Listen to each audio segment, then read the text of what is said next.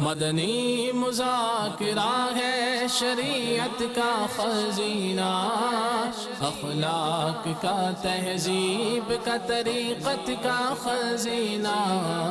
مدنی مذاکرہ ہے، مدنی مذاکرہ، مدنی مذاکرہ ہے، مدنی مذاکرہ، مدنی مذاکرہ۔ الحمدللہ رب العالمین والصلاة والسلام علی سید المرسلین، اما بعد فاعوذ باللہ من الشیطان الرجیم، بسم اللہ الرحمن الرحیم۔ الصلاة والسلام علیک یا رسول اللہ وعلی آلک واصحابک یا حبیب اللہ۔ الصلاة والسلام علیک یا نبی اللہ وعلی آلک واصحابک یا نور اللہ۔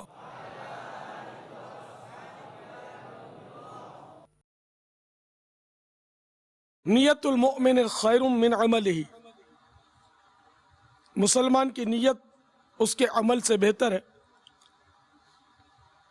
ایک حدیث پاک میں ہے کہ نیت بندے کو جنت میں داخل کر دیتی ہے۔ یاد رکھیے، مسجد میں کھانا پینا، سونا، سحری، افطاری یہ سب شرعاً جائز نہیں۔ اگر اعتکاف کی نیت تھی تو مسجد میں یہ سب جائز ہو جائے گا۔ اور یہ بھی ذہن میں رہے کہ نیت دل کے ارادے کو کہتے ہیں۔ دل میں نیت ہو تب بھی زبان سے کہنا کارآمد ہوگا۔ زبان سے کہنا شرط نہیں ہے، بہتر ہے۔ تو اگر دل میں ہی آپ یہ اپنی زبان میں، اپنے تصور میں بھی یہ نیت کر لیں گے کہ میں سنت اعتکاف کی نیت کرتا ہوں، تو نیت ہو گئی۔ صلو علی الحبیب صلی اللہ علیہ وسلم۔ آج 1432 سنہ ہجری کے محرم الحرام کی 8ویں شب ہے۔ ثواب میں اضافہ کرنے کے لیے آئیے اچھی اچھی نیتیں کیے لیتے ہیں۔ نیتوں کی اہمیت سمجھنے کے لیے اتنا کافی ہے کہ بخاری شریف کی سب سے پہلی حدیث نیت کے تعلق سے، اس کے علاوہ دیگر بھی بڑی بڑی کتب احادیث میں اسی حدیث سے ان کا آغاز کیا گیا ہے، لیکن اس کی طرف توجہ نہیں رہتی۔ شاید اس لیے کہ چونکہ یہ بنیادی کام ہے کہ نیت نہیں ہوگی تو ثواب نہیں ملے گا نیک کام کا، تو اس لیے وہ شیطان نیتیں کرنے نہیں دیتا، اس کی طرف توجہ دینے ہی نہیں دیتا۔ میں اب بھی نیتیں کرواؤں گا تو شاید ہو سکتا ہے کہ بے دلی اور بے مطلب نہیں کہ توجہ ہی رہے، تو مہربانی کر کے آپ نگاہیں نیچی کر کے توجہ سے نیتیں کیجئے۔ اگر توجہ سے نیتیں کریں گے تو ہو پائیں گی، ورنہ شاید نہ ہو پائیں۔ اس کو یوں آپ دیکھو نا، جیسے کہ ہماری عادت پڑ گئی جیسے مدنی ماحول میں کہ چپل پہنتے وقت پہلے سیدھا پاؤں داخل کرنا سنت ہے، اس کے بعد الٹا، اتارتے وقت پہلے الٹا نکالنا سنت ہے چپل سے یا جوتی سے، یہ سنت ہے۔ اچھا، اب ہماری پڑ گئی عادت، اب ہم چپل پہنتے ہیں تو ہم کو اکثر نیت کی توجہ ہی نہیں ہوتی نا، تو اب یہ بھلے سنت کے حساب سے ہم نے سیدھے ہی پاؤں میں ڈالا، سنت کا ثواب نہیں ملے گا نا، یہ سنت نہیں ہوئی تو عادت ہوئی۔ ابھی جیسے قبلہ رو ہمارے بے شمار صاحب بیٹھے ہیں، اب جنہوں نے نیت کی ہے کہ میں سنت ہے، سنت کی ادائیگی کی نیت سے قبلہ رو بیٹھتا ہوں، تو ان کو ثواب ملے گا۔ باقی اتفاق سے اب قبلہ رو بیٹھے ہیں تو بیٹھے ہیں، قبلے کی طرف پیٹ کر کے بیٹھے ہیں تو بیٹھے ہیں، ادھر منہ ہے تو ادھر منہ ہے، تو ثواب نہیں ملے گا۔ تو قبلہ رو بیٹھے ہیں تو یہ نیت ہونی چاہیے کہ میں قبلہ رو بیٹھا ہوں سنت کے ادائیگی کے لیے، اللہ کی رضا کے لیے، تو ثواب ملے گا نا۔ ایسے دیگر اعمال سنتوں پر ان کا انحصار ہے، اچھی نیت ہوگی تو ثواب ملے گا، بری نیت ہوگی تو گناہ ملے گا۔ کچھ نیت نہیں ہوگی اور فی نفسہ ہی وہ عمل اگر برا نہ ہوا، مباح ہوا، نہ ثواب نہ گناہ۔ جیسے امامے کوئی لے لے نا، میں خود بارہا امامہ باندھ کے پھر کھول ڈالتا ہوں، میں بھول جاتا ہوں نیت. تو امام آپ کی اب عادت پڑ گئی نا, وہ امام آپ بس لپیٹ لیا, تو ثواب نہیں ملے گا نا جب تک یہ نیت نہ ہو کہ میں اس لیے امام باندھ رہا ہوں کہ آقا کی سنت ہے. ایک ہونہار طالب علم جو بہت بڑے محدث ہے کہ وہ پڑھنے گئے تھے, تو وہ اس ملک میں ہاتھی ہوتا نہیں تھا. تو ایک بار ہاتھی آ گیا تو سارے طلبہ بھاگے ہاتھی دیکھنے کے لیے, وہ وہیں بیٹھے رہے. تو استاد صاحب نے شفقت سے فرمایا کہ بیٹے تم بھی ہاتھی دیکھ لو, تم اندلس سے آئے ہو, تمہارے اندلس میں تو ہاتھی ہوتا ہی نہیں, تم نے کبھی دیکھا ہی نہیں ہوگا. تو اس نے جو جواب دیا اسی لیے وہ تاریخ کا حصہ بن گیا کہ میرے پیارے استاذ, میں اتنا لمبا چوڑا سفر کر کے ہاتھی دیکھنے تھوڑی حاضر ہوں, میں تو حضور کی زیارت کرنے آیا ہوں. آپ کی زیارت کروں گا, علم دین حاصل کروں گا, تو علم دین کے لیے آیا ہوں. تو یہ بس بڑوں کی بڑی بات ہے. پھر بہت بڑے محدث بنے. تو اس لیے وہ اچھی نیت ہوگی نا تو آپ کے لیے کام رہے گا. تو یہ اگر سفر کیا اور اچھی اچھی نیتیں کی ہیں تو اس سفر پر آپ کو قدم قدم پر ثواب ملا ہوگا. چلو اب اگر بالفرض نہیں تھی نیت, اچھی نیتیں نہیں تھی, بس اسی دنیا داری کی نیتیں تھی کہ مزہ آئے گا, ادھر گھومیں گے تو وہ ہوگا, تو یہ پھر جو ہونا تھا ہو گیا. اب بھی اچھی اچھی نیتیں کی جا سکتی ہیں یہاں آپ کی تشریف آوری کی, کہ ہم مطلب سارا سلسلہ جتنا بھی ہے اس میں ہم بغیر مجبوری کے اٹھ کر ادھر ادھر نہیں جائیں گے, سستی نہیں کریں گے, دوران بیان دوران مدنی مذاکرہ سو نہیں جائیں گے. جتنا ہم سے قابو ہوا ہم نیند پر کنٹرول کریں گے, نیند تو اڑائیں گے. اس طرح مطلب یہ کہ اچھی اچھی نیتیں کی جا سکتی ہیں. تو اللہ عز و جل کی رضا پانے اور ثواب کمانے کے لیے اچھی اچھی نیتیں کرتا ہوں. بلا وجہ کپڑے یا بدن, داڑھی کے بال, سر کے بال سہلانے, دریوں سے دھاگے نوچنے, انگلیوں سے کھیلنے, اور یہ تو ویسے مسجد کی دریا ہے, اس میں سے دھاگا نوچیں گے تو کچھ اور ہو جائے گا. انگلیوں سے کچھ زمین پر لکھنے, ادھر ادھر دیکھنے, باتیں کرنے, ٹیک لگانے, پردے میں پردہ نہ ہونے کی صورت میں گھٹنے کھڑے کر کے دوسروں کے لیے بد نگاہی کا باعث بننے, گھٹنوں میں سر رکھنے, دوسرے کو اشارے کرنے, اٹھ کر چل پڑنے وغیرہ سے بچتے ہوئے علم دین کی تعظیم کی خاطر جہاں تک ہو سکا دو زانو بیٹھ کر علم دین سمجھنے کے لیے نگاہیں جھکائے خوب کان لگا کر سنوں گا. صلو علی الحبیب اذکر اللہ توبو الی اللہ وغیرہ سن کر ثواب کمانے اور صدا لگانے والے کی دلجوئی کے لیے نمایاں آواز سے جواب دوں گا. صلو علی الحبیب صلی اللہ تعالی علی محمد. السلام علیکم. وعلیکم السلام. پیارے بابا جان, فیضان مدینہ جامعۃ المدینہ نیچے باب نگاہیں رکھ المدینہ کر کراچی سوال سے. کروں گا انشاءاللہ. بابا یہ عرض تھا کہ اگر ہم مطالعہ کریں تو وہ ہمیں ہمیشہ کے لیے یاد رہے اور اس کا ثمرہ بھی حاصل ہو, اس کا طریقہ ارشاد فرمائیں. پھر اوپر دیکھا آپ نے, اب مکتبۃ المدینہ کی اپنی کتابوں میں یہ پہلے صفحے پر یہ لکھتے ہیں کتاب پڑھنے کی دعا, تو وہ پڑھ کے سنا دیتا ہوں میں. دینی کتاب یا اسلامی سبق پڑھنے سے پہلے یہ دعا پڑھ لیجئے, انشاءاللہ عز و جل جو کچھ پڑھیں گے یاد رہے گا. دعا یہ ہے, اللہم افتح علینا حکمتک وانشر علینا رحمتک یا ذا الجلال والاکرام.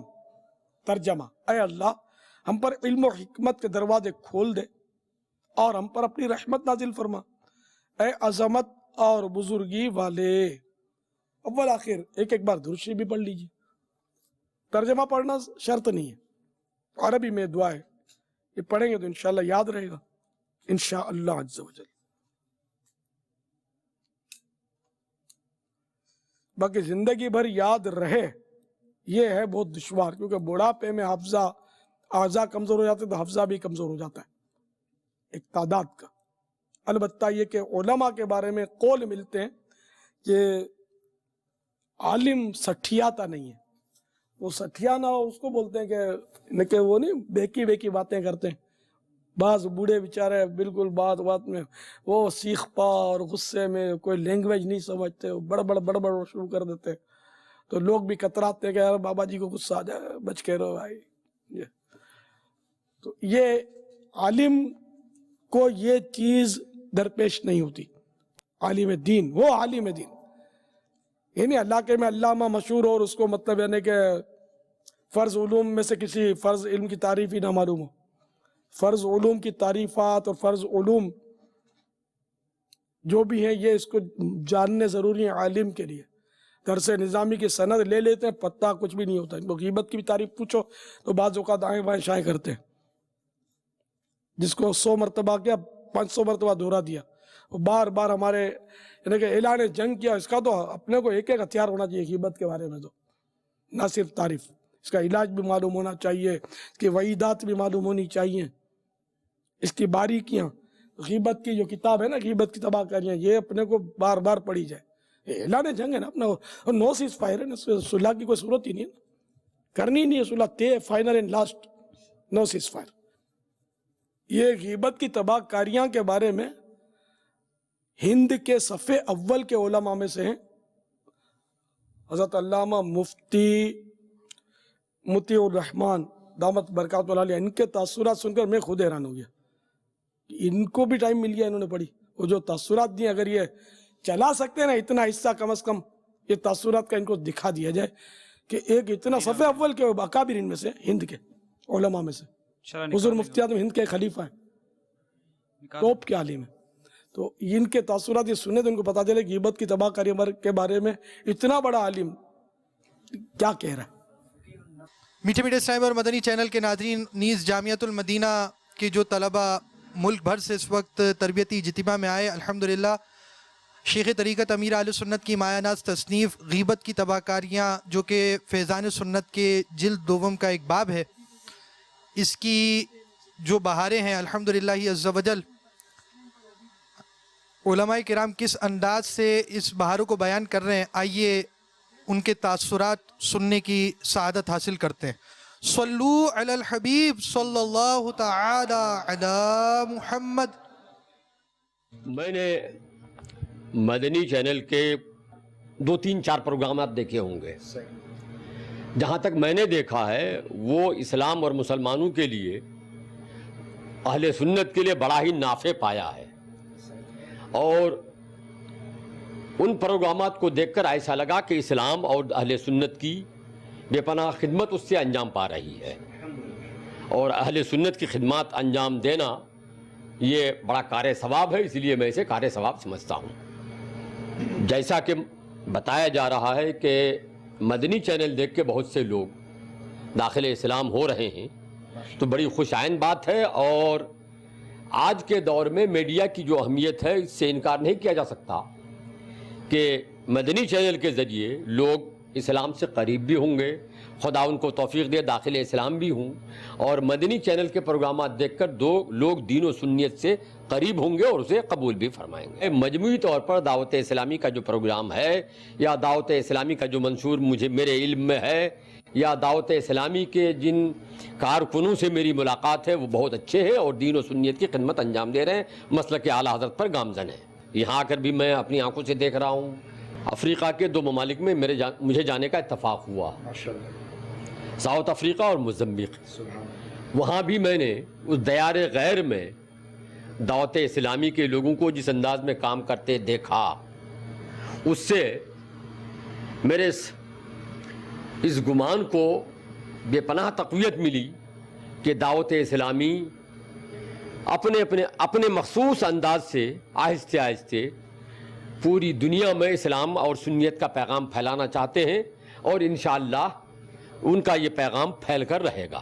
دعوت اسلامی مدنی چینل کے ذریعے دین و سنیت کا پیغام پہنچا رہے ہیں، اس کے اخراجات میں اگر اہل سنت ہاتھ بٹائیں تو یقیناً ان کو بھی اس میں حصہ ملے گا، اور وہ بھی اس ثواب کے مستحق ہوں گے۔ آج جو مسلمانوں کو میڈیا سے اور بالخصوص الیکٹرانک میڈیا سے چیلنج ہے، اس چیلنج کا دفعہ ہم پر سب پر مل کے کرنا ضروری ہے، مدنی چینل اپنے ذریعے سے کر رہا ہے۔ اللہ تعالیٰ توفیق دے اور بھی دوسرے مسلمانوں کو کہ وہ اور بھی اس طرح کے اسلامی چینل قائم کریں اور اسلام و سنیت کا دفاع کریں اور اسے فائدہ پہنچائیں۔ میں گنہگار اور مولانا الیاس قادری صاحب سراپا نیکوکار، میں ان کے تعلق سے کیا کہوں؟ ہاں اتنا کہوں گا صرف کہ اللہ تعالیٰ ان کی عمر میں برکت عطا فرمائے اور جس مشن کو لے کر وہ آگے بڑھے ہیں اس میں اللہ تعالیٰ انہیں کامیابی عطا فرمائے۔ ان کا کام ان کا نہیں، دین کا کام ہے، وہ ہمارا کام ہے، اور جو ہمارا کام ہے وہ دین کا کام ہے، وہ انجام دے رہے ہیں، تو ہم سب کی طرف سے وہ مبارکباد کے بھی مستحق ہیں۔ ہم دعا کرتے ہیں اللہ تعالیٰ انہیں عمر خضر عطا فرمائے اور ان سے بیش از بیش دین کی خدمتیں لے۔ حضرت مولانا محمد الیاس عطار قادری رضوی صاحب دامت برکاتہم العالیہ کی کتاب ہے غیبت کی تباہ کاریاں۔ ان حضرات نے یہ کتاب کئی دن پہلے مجھے دی، میں نے اس کتاب کا مطالعہ کیا۔ اپنے موضوع پر نہایت ہی مؤثر کتاب ہے۔ اس کتاب کو آدمی پڑھ لے، ایک بار نہیں، 2 بار 3 بار کتاب کو پڑھ لے تو میں نہیں سمجھتا کہ از خود اس سے ساری غیبتیں چھوٹ نہ جائیں گی۔ کتاب کا انداز اتنا مؤثر ہے کہ پڑھتے پڑھتے ایسا لگتا ہے کہ جیسے میری اپنی زندگی پڑھنے والے کی ساری غیبت کرنے میں گزری ہے یا غیبت سننے میں گزری ہے، اور ہم کس قدر گناہ کے دلدل میں پھنسے ہوئے ہیں۔ تو وہیں سے بدن میں ایک جھڑجھڑی سی پیدا ہوتی ہے اور دل غیبت سے متنفر ہونے لگتا ہے۔ اس کتاب کا ہر گھر میں ہونا، ہر مسلمان کا پڑھنا یا سننا بہت ضروری ہے۔ ہیں مطلب بہت بڑے عالم ہیں، ان کی اس تائید نے کھلبلی مچا دی ہوگی ہند میں۔ شاید جب یہ آیا نا، میں نے دیکھا خبریں میں آیا تھا ان کے تاثرات، تو میں تو چونکا، میں نے کہا ارے انہوں نے تاثرات ایسے زوردار ماشاءاللہ دیے، اتنی حوصلہ افزائی کی ہماری۔ واللہ تعالی اعلم ورسولہ اعلم عز وجل وصلی اللہ تعالی علیہ وآلہ وسلم۔ صلو علی الحبیب صلی اللہ تعالی علی محمد۔ میرا نام ریحان ہے، میں سرگودا ڈویژن سے بات کر رہا ہوں۔ میں اب سب سے پہلے مدنی چینل کے لیے بہت ساری دعائیں کرنا چاہتا ہوں۔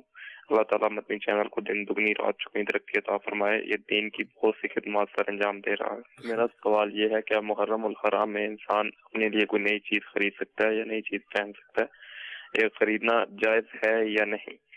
بہت شکریہ، اللہ تعالیٰ مدنی چینل کو بہت ساری ترقیاں عطا۔ محرم الحرام میں نئی چیز خرید سکتا ہے یا پہن سکتا ہے کپڑے نئے؟ اس طرح کا سوال ہمارے ناظر نے کیا ہے مدنی چینل کے۔ اللہ تعالیٰ ان کو دو جہاں کی برکتیں نصیب فرمائے۔ مدنی چینل کی انہوں نے مدنی چینل کے تعلق سے ہماری حوصلہ افزائی فرمائی، دعائیں دی انہوں نے، اللہ قبول فرمائے۔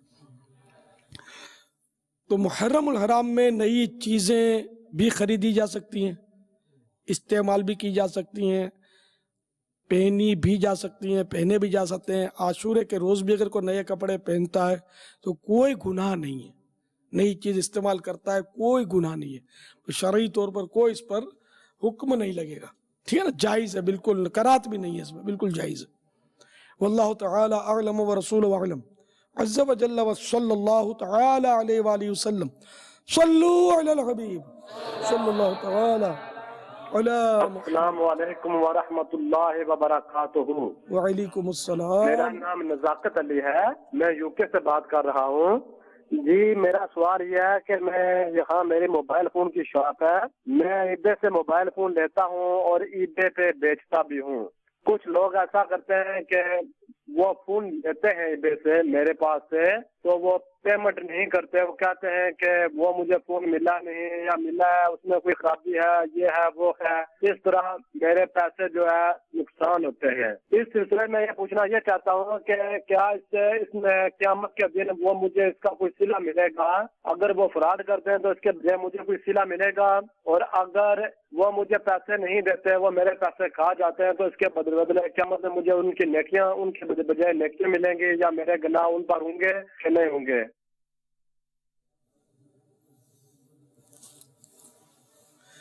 آپ کا اور ان کا کیا انجام ہوگا یہ تو خدا بہتر جانے، ٹھیک ہے نا۔ شرعی مسئلہ یہ ہے کہ کسی کا مال ناحق کھا لینا یہ حرام اور جہنم میں لے جانے والا کام ہے، اور بندے کی حق تلفی ہے، اور جو کسی کا اس طرح مطلب حق تلف کرے گا تو یہ ظالم ہوا، اور جس کی حق تلفی کی گئی وہ مظلوم قرار پایا۔ تو ظالم کی نیکیاں مظلوم کو دیے جائیں گی ان حق یا حقوق کے بارے میں جن کے اس نے تلف کیے۔ اب اگر نیکیوں کو دیکھ کر اس کا حق پورا ہو گیا تو ٹھیک، ورنہ پھر اس مظلوم کے گناہ اس ظالم کے اوپر ڈال دیے جائیں گے، اور اس طرح مطلب یہ نیکیوں سے خالی ہو جائے گا، گناہوں سے بھرپور ہو جائے گا۔ تو یہ بڑا نازک معاملہ ہے، حقوق دنیا ہی میں ادا کر دینے چاہیے۔ جو اس طرح کرتے ہیں، فراڈ کرتے ہیں، دھوکہ کر کے لوگوں کا پیسہ کھا جاتے ہیں، یہ ان کو خدا سے ڈرنا چاہیے کہ آخرت میں بالکل مفلس ہو جائیں گے، اور ان کے لیے بہت سخت عذاب کا سامنا ہوگا۔ رب ناراض ہو گیا تو کہیں کے نہیں رہیں گے۔ تو جلدی جلدی یہ حقوق ادا کر دیں، ان سے معافی بھی مانگ لیں، جن جن کے حقوق دبائے ہیں ان کو راضی کر لیں۔ ہاں، اگر آپ نے حقوق پیسے کھا گئے اور اگلا وہ آپ نے معافی مانگی، خوش ہو کر اس نے کہا کہ اچھا ٹھیک ہے یار، آپ کو میں نے معاف کیا، پیسے بھی معاف کیے، مجھے نہیں چاہیے بھائی آپ کے پیسے، ماشاءاللہ آپ توبہ کر لیے، میرا دل خوش ہو گیا، معاف کر دیں، تو ٹھیک ہے، معاف ہو گئے، پھر دینے کی ضرورت نہیں۔ اس طرح مطلب دنیا میں ہی معافی تلافی کر لیجئے، آخرت کا معاملہ بہت سخت ہے، قیامت پر رکھنا نہیں چاہیے۔ اور میں آپ سے ہمدردی کرتا ہوں کہ جو لوگ آپ کے پیسے کھا گئے ہیں، اللہ تعالیٰ ان کو ہدایت دے کہ وہ بس حد ندامت معافی مانگ کر آپ کا دل بھی خوش کریں اور آپ کو آپ کا حق ادا کر دیں۔ اللہ تعالیٰ آپ کی مشکل آسان فرمائے۔ واللہ تعالی اعلم ورسولہ اعلم عز وجل وصلی اللہ تعالی علیہ وآلہ وسلم۔ صلو علی الحبیب صلی اللہ تعالی علی محمد۔ پیارے باپا جان، بعض ایسے میں آتے ہیں کہ ان ایسے میں اس کو اگر 2 دن کے اندر اندر اتنا پھیلاؤ گے تو آپ کو 2 دن کے اندر خوشخبری ملے گی، اگر ان کو اتنا نہیں پھیلاؤ گے تو 2 سال تک کوئی خوشخبری نہیں ملے گی۔ اس کے بارے میں آپ کیا ارشاد فرماتے ہیں؟ ہاں، یہ ظاہر ہے کہ غلط ہے، یہ ایس ایم ایس بھی غلط ہے، اور اس مسلمانوں کو دھوکہ نہیں دینا چاہیے۔ من غش فلیس منا، جس نے دھوکہ دیا وہ ہم میں سے نہیں۔ دھوکہ مسلمان کو نہیں دینا چاہیے، یہ گناہ کا کام ہے، جہنم میں لے جانے والا کام ہے، اور یہ جھوٹ ہے۔ تو اس طرح مسلمانوں میں غلط افواہیں چھوڑنا، یہ غلط افواہوں میں ہی لگتا ہے کہ آئے گی یہ چیز، مسلمان کو ڈرانے کے لیے غلط افواہیں چھوڑتے ہیں، یہ اس کے عذاب بہت سخت ہے۔ اس طرح کے دیگر ایس ایم ایس سے بھی بچنا چاہیے۔ جھوٹی افواہ پھیلانے والے کی وعید بڑی شدید ہے۔ حدیث پاک میں ایک مضمون ہے کہ میرے آقا صلی اللہ تعالی علیہ وآلہ وسلم نے ایک منظر یہ بھی دیکھا کہ ایک شخص لیٹا ہوا ہے، دوسرا سرانے اس کے سنسی لے کر کھڑا ہوا ہے، سنسی پلاس نما ایک چمٹا لے کر کھڑا ہوا ہے، اور اس نے وہ چمٹا جو ہے اس کی باچھ میں گھونپ دیا۔ یہ باچھ کہلاتی ہے، یہ باچھ ہے۔ تو اب باچھ کو کھینچیں گے تو آپ کو پتا چلے گا کیا ہوتا ہے، دونوں کھینچے تو آپ کو سمجھ آ جائے گی کتنی تکلیف ہوتی ہے۔ تو نہ صرف وہ کھینچ رہا تھا، وہ سنسی اس میں داخل کرتا اور یہاں سے چیرتا ہوا گدی تک لاتا، پھر دوسری طرف آتا، دوسری باچھ میں یہ چیرتا دوسری باچھ کو، تو جب ادھر چیر کر ادھر سیدھی جدھر سے شروع کیا تھا وہاں آتا تو وہ درست ہو چکی ہوتی، پھر یہ اس طرف آ جاتا، تو یہ چیر پھاڑ کا سلسلہ چل رہا تھا۔ بارگاہ رسالت میں عرض کیا گیا کہ یہ جھوٹی افواہیں اڑانے والے کی سزا ہے، یہ بخاری شریف کی روایت ہے۔ اور امام غزالی نے جو روایت نقل کی ہے احیاء العلوم میں، اس میں مطلقاً جھوٹ بولنے والوں کے لیے یہ سزا آپ نے روایت نقل کی ہے. تو اگر مطلقاً جھوٹ بولنے والوں کے لیے تو یہ تو اور بھی خطرناک معاملہ ہے کہ افواہوں کی تخصیص بھی نہ رہی، جھوٹ بولا گیا. تو یہ ایس ایم ایس بھی ظاہر ہے، یہ ایس ایم ایس خود بتا رہا کہ میں جھوٹا ہوں. تو اس لیے توبہ ضروری ہے ایسے شخص کے لیے. جتنوں کو اس نے یہ ایس ایم ایس کیے ہیں ان سب کو دوبارہ توبہ کر کے ایس ایم ایس کر دیں کہ میں نے جو یہ ایس ایم ایس فلاں کیا تھا یہ غلط تھا اور میں اس سے توبہ کر چکا ہوں.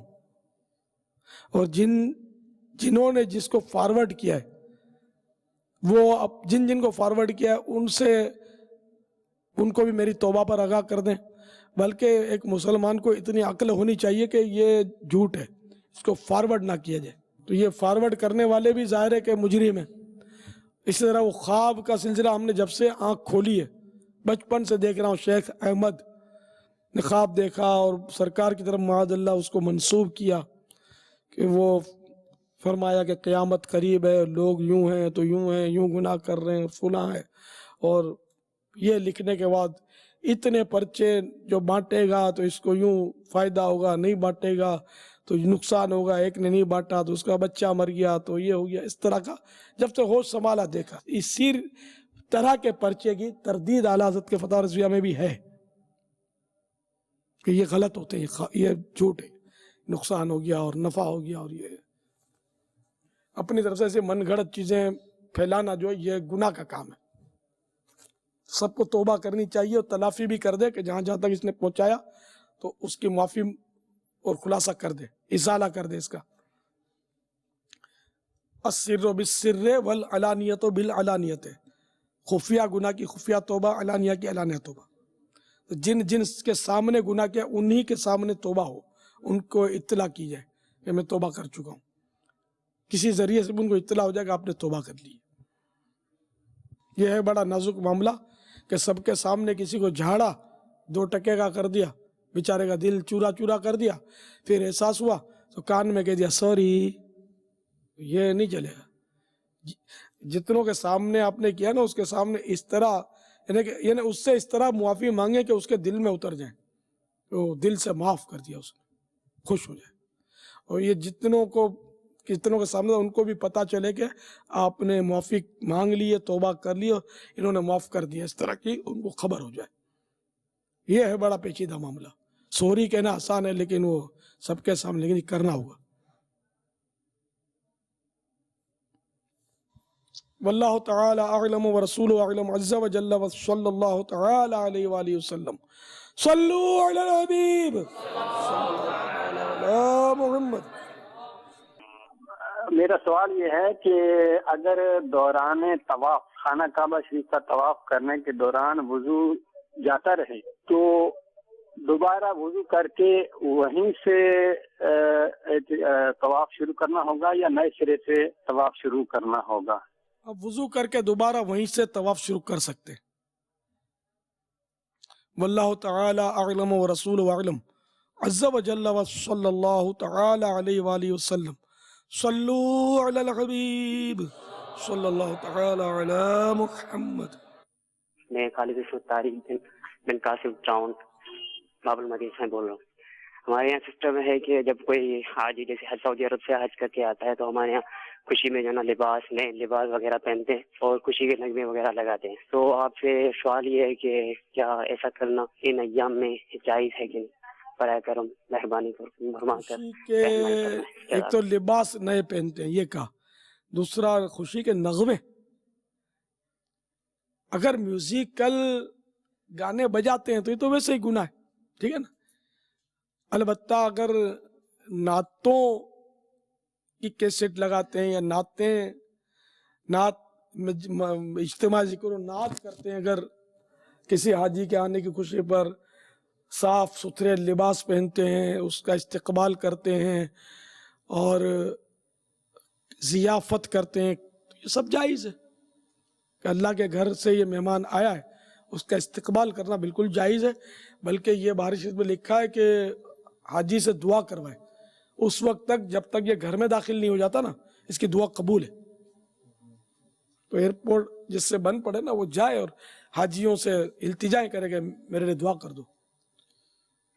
باپا ان کے سوال کے اندر یہ بھی ہے کہ یہ جھنڈیاں لگاتے ہیں خوشی کی اور ان ایام میں ایسا کرتے ہیں, مطلب ایسا ان ایام انہوں نے کہا محرم میں, جی جی. اب یہ شاید ایسا لگتا ہے کہ وہ یہ پوچھنا چاہ رہے کہ خوشی کرنا بھی کیسا ہے اور خوشی محرم کے ایام میں کرنا کیسا ہے. محرم کے ایام میں خوشی کی ممانعت تو نہیں ہے.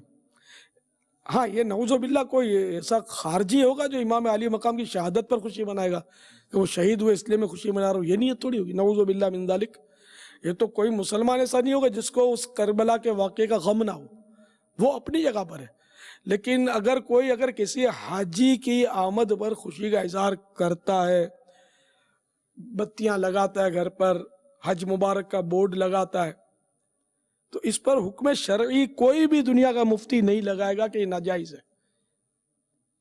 البتہ محرم ہو یا نہ ہو اس طرح کی وہ لگانے کو رفیق الحرمین میں مشورہ دیا گیا ہے کہ ان چیزوں سے بچے اور نادم رہے کہ پتہ ہی نہیں کہ حج قبول بھی ہوا کیا ہوا, کچھ اس کو پتہ نہیں ہے, بلکہ مدینہ چھوٹنے کا غم ہونا چاہیے اس کو. ارے زائر مدینہ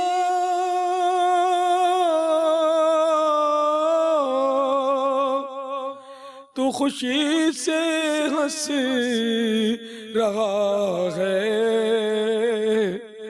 دل غم زدہ جو پاتا تو کچھ اور بات ہوتی. ایک اور نے بھی بڑا وہ پیارا شعر کہا ہے, مبارکباد دیتے ہو مجھے حج و زیارت کی, مبارکباد دیتے ہو مجھے حج و زیارت کی, میرا غم بھی تو دیکھو میں مدینہ چھوڑ آیا ہوں. تو یہ سب کیا عشق کی باتیں ہیں, اس پر حکم نہیں لگتا کہ اب اس نے کوئی رونے کے بجائے وہ ہنس ہنس کر آیا تو آپ بولو کہ یہ حرام کر لیا اور جہنم کا حقدار ہو گیا, فاسق ہو گیا, گناہگار ہو گیا. نہ نہ کوئی حکم نہیں لگے گا. کرائیت کا بھی حکم نہیں, مکروہ تنزیہ بھی اس کو کوئی نہیں کہہ سکتا, جائز ہے. اگر وہ خوشی خوشی آتا ہے تو کوئی حرج نہیں ہے, اس پر کوئی کلام نہیں اس پر. اس کی برائی کرے گا وہ پیچھے سے تو پھر غیبت اور یہ گناہگار ہو جائے گا. ہاں بالکل صحیح ہے, جائز ہے. ہمارے ہاں وہ رائج بھی ہے. یہ حج پر سے آتے ہیں تو بہت سارے لوگ مکان سجاتے ہیں, وہ لگاتے ہیں حج مبارک کا بورڈ, تو ضیافت اور استقبال. تو ماشاءاللہ یہ ہمارے پنجاب رحمت کے لوگوں کو بہت دیکھا گیا ہے کہ ان کے جب قافلہ جاتا ہے نا حج کی طرف, حاجی صاحب تو گجرہ ڈال کے اس کو نعتیں پڑھتے ہوئے وہ لے جاتے ہیں, اور واپس بھی آتا ہے تو اس کو نعتیں پڑھ کے لے آتے ہیں. یہ دیکھا کسی نے؟ پنجاب رحمت میں ہے میرا خیال ہے, یہ یہاں کا مجھے پتہ نہیں ہے. عام حاجیوں کا رواج اپنے مدنی ماحول میں تو کرتے ہیں, نعتیں پڑھتے ہیں اور لے جاتے ہیں نعتیں پڑھتے ہوئے, لیکن وہ عام حاجیوں میں شاید ایسا نہیں ہے. یہاں پر اللہ کرے یہ ہو جائے. تو آقا کی نعتیں تو اٹھتے بیٹھتے چلتے پھرتے پڑھتے رہنا چاہیے. تو محرم شریف میں بھی کر سکتے ہیں حاجی کا استقبال و خوشی کر سکتے ہیں, عمدہ لباس پہنتے ہیں تو کوئی حرج نہیں ہے, روشنی کرتے ہیں کوئی مذائقہ نہیں ہے, کوئی گناہ نہیں ہے. کوئی دنیا کا مفتی اس کو گناہ نہیں کہے گا. اگر وہ گناہ کہے گا تو دلیل لائے گا, کہاں سے لائے گا؟ ہوگی تو لائے گا نا. شادی بھی کر سکتے ہیں, شادی عاشورے کے دن بھی کوئی کرے گا تو نافذ ہے, جائز ہے, بالکل گناہ نہیں ہے. لیکن اب چونکہ عوام کی تنفیر سے بچنا چاہیے, عاشورے کو شادی کرے اور لوگ برا بھلا کہہ کر بیچارے گناہوں میں پڑیں گے, تو اس لیے وہ مشورتاً ہی ہم کہہ سکتے ہیں کہ شادی نہ کرے. اور کوئی کر کے دکھائے, کوئی نہیں کرتا, خاندان بائیکاٹ کر دے گا. سی مطلب یہ نہیں کہ یہ شہرت ہے اس کی کہ محرم میں شادی نہیں کرنی چاہیے, مگر یہ کہ اس کو ناجائز سمجھنا یہ گناہگار کرے گا کہ یہ شریعت پر افترا کہلائے گا, اللہ اور رسول پر ایک تہمت کہلائے گی. اللہ اور رسول نے منع نہیں فرمایا, شریعت نے منع نہیں فرمایا, تو تم منع کرنے والے کون ہو؟ ٹھیک ہے, اگر طبیعت نہیں چاہتی اس کو نہیں کرتا, اس کو مجبور نہ کیا جائے. جو کرتا اس کو برا بھلا نہ کہا جائے. ابھی تو ہمارے عاشورے کا تصور ہے, باقی سارے ممالک دنیا بھری پڑی ہے, ना आशूरे की छुट्टी होती है, ना पता चलता है कि आशूरा क्या है, पता ही नहीं चलता, सब कुछ हो रहा होता है। वल्लाहु तआला अअलम व रसूलुहु अअलम। अज़्ज़ा व जल्ल व सल्लल्लाहु तआला अलैहि व आलिहि वसल्लम। सल्लू अलल हबीब सल्लल्लाहु तआला अला मुहम्मद। अस्सलाम वालेकुम वरहमतुल्लाहि वबरकातुहू। वालेकुम अस्सलाम वरहमतुल्लाहि जी वबरकातुहू। मेरा आपसे ये सवाल है कि किसी शख्स को मैंने पैसे कर्ज दिया और उससे वापस नहीं मिल रहा था, जब वो वापस दे रहा है तो उसकी कमाई नाजायज है, तो वो नाजायज कमाई से अपने पैसे वसूल करने कैसे? और मुर्शद जी मेरा दूसरा सवाल ये है कि आपने एक मदनी मुज़ाकरे में फरमाया था कि जो बच्चे छोटे फौत हो जाते हैं जिनका अकीका नहीं किया तो वो बरोज़े क़यामत शफाअत नहीं कर सकेंगे। तो मुर्शद जी जिस बंदे को ये पता ही ना हो कि अकीका के मायने क्या है और उसके हालात भी कुछ ठीक ना हो तो वो बच्चों का अकीका ना कर सका हो, तो उसकी मुर्शद जी सदका कोई कज़ा कोई ऐसी सूरत कि वो उसकी जो मराद खत्म हो गई तो वो शफाअत वाली तो सर वो बहाल हो सके, तो इसकी कोई सूरत हो तो इसके बारे में इरशाद फरमाइए। माशाअल्लाह, देखो इस्लामी भाई ने लगता है कि अकीके के बारे में सवाल जवाब ये रिसाला पढ़ा है, लगता है इन्होंने। अच्छा, मदनी मुज़ाकरा सुना है। अच्छा माशाअल्लाह, रिसाला इस पर तो पूरा अपना मकतबुल मदीना का इन्होंने पढ़ा होगा, पढ़ा कौन है? हाँ भाई, किसी ने पढ़ा है कि नहीं? सुभान अल्लाह, अकीके के सबने पढ़े, बहुत सारों ने पढ़े, छोटा रिसाला है ना माशाअल्लाह। जिन्होंने नहीं पढ़ा पढ़ लो, बहुत मालूमाती है।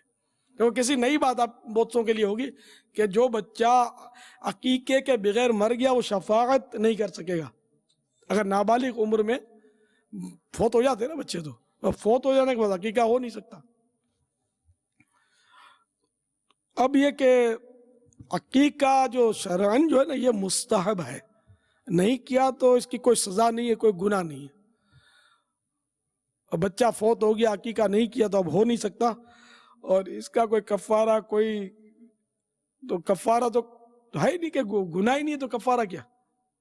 अब ये बहाल कैसे हो? तो यार अपने वो फौत शुदा बच्चे पर क्या एतमाद करें?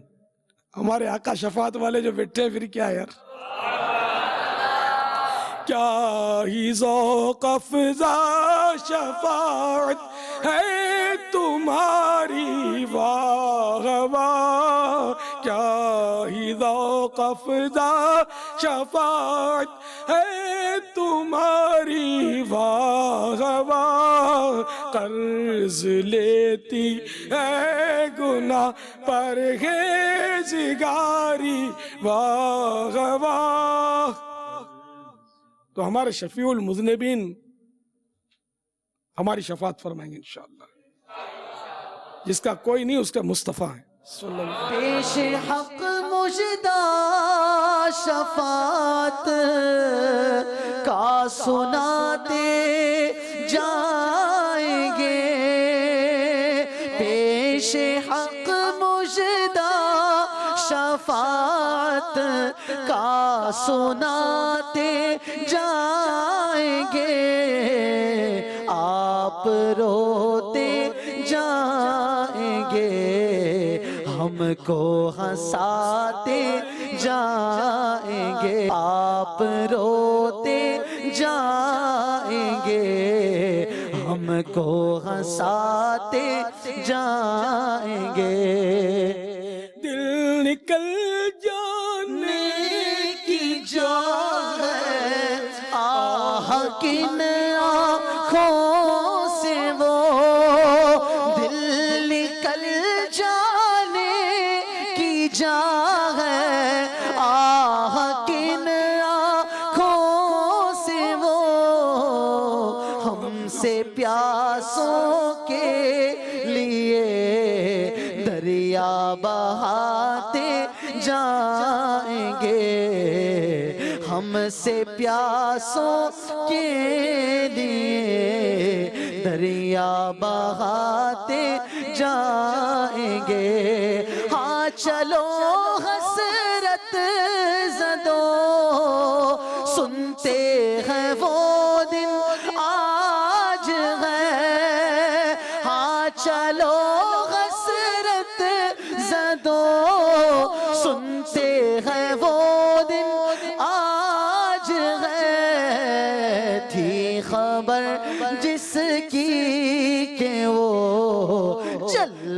دکھاتے جائیں گے تھی خبر جس کی کہ وہ جلوہ دکھاتے جائیں گے آپ روتے جائیں گے ہم کو ہنساتے جائیں گے لوگ آئے مسکراتے ہم اسیروں کی طرف لوگ آئے مسکراتے ہم اسیروں کی طرف خرمن عصیاں پہ اب بجلی گراتے جائیں گے خرمن عصیاں پہ اب بجلی گراتے جائیں گے خاک افتادو بس ان کے آنے ہی کی دیر ہے خاک افتادو بس ان کے آنے ہی کی دیر ہے خود وہ گر کر سجدہ میں ہم کو اٹھاتے جائیں گے خود وہ گر کر سجدہ میں ہم کو اٹھاتے جائیں گے سرور دی لیجے اپنے ناتوانوں کی خبر سرور دی لیجے اپنے ناتوانوں کی خبر نفس و شیطان سیدہ کب تک دباتے جائیں گے نفس و شیطان سیدہ کب تک دباتے جائیں گے آپ روتے جائیں گے ہم کو ہنساتے جائیں گے آنکھ کھولو غمزدو دیکھو وہ گریہ آئے ہیں آنکھ کھولو غمزدو دیکھو وہ گریہ آئے ہیں لوح دل سے نقش غم کو اب مٹاتے جائیں گے لوح دل سے نقش غم کو اب مٹاتے جائیں گے پائے کوبا پل سے گزریں گے تیری آواز پر پائے کوبا پل سے گزریں گے تیری آواز پر رب سلم کی صدا پر وجد لاتے جائیں گے رب سلم کی صدا پر وجد لاتے جائیں گے رب سلم کی صدا پر وجد لاتے جائیں گے آفتاب ان کا ہی چمکے گا جب اوروں کے چراغ آفتاب ان کا ہی چمکے گا جب اوروں کے چراغ سرسرے جوش بلا سے جھلملاتے جائیں گے سرسرے جوش بلا سے جھلملاتے جائیں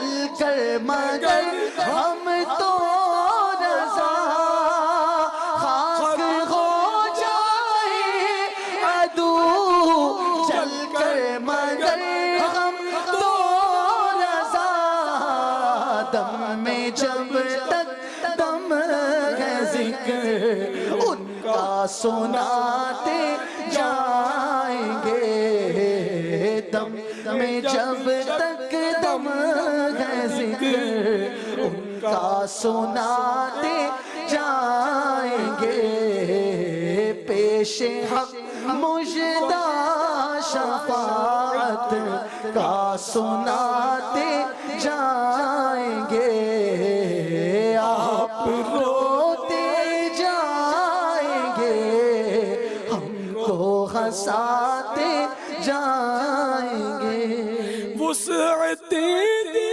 ہے خدا نے دامن محبوب کو وسعتیں دی ہے خدا نے دامن محبوب کو جرم کھلتے جائیں گے اور وہ چھپاتے جائیں گے جرم کھلتے جائیں گے اور وہ چھپاتے صلو علی الحبیب صلی اللہ تعالی علی محمد. فیضان سنت جلد اول صفحہ 176 پر روایت ہے. حضرت سیدنا عبداللہ بن عمرو بن عاص رضی اللہ تعالی عنہما فرماتے ہیں جو یہ دعا یعنی سبحانک اللہم و بحمدک لا الہ الا انت استغفرک و اتوب الیک کسی مجلس سے اٹھتے وقت 3 مرتبہ پڑھے تو اس کی خطائیں مٹا دی جاتی ہیں، اور جو مجلس خیر اور مجلس ذکر میں پڑھے تو اس کے لیے خیر یعنی بھلائی پر مہر لگا دی جائے گی. وہ دعا آئیے ہم سب مل کے پڑھ لیتے ہیں. صلو علی الحبیب صلی اللہ تعالی علی محمد سبحانک اللہم و بحمدک لا الہ الا انت استغفرک و اتوب الیک. سبحانک اللہم و بحمدک لا الہ الا انت استغفرک و اتوب الیک. سبحانک اللہم و بحمدک لا الہ الا انت استغفرک و اتوب الیک. صلو علی الحبیب صلی اللہ تعالی علی محمد. مدنی مذاکرہ ہے شریعت کا خزینہ، اخلاق کا تہذیب کا طریقت کا خزینہ. مدنی مذاکرہ ہے مدنی مذاکرہ، مدنی مذاکرہ ہے مدنی مذاکرہ.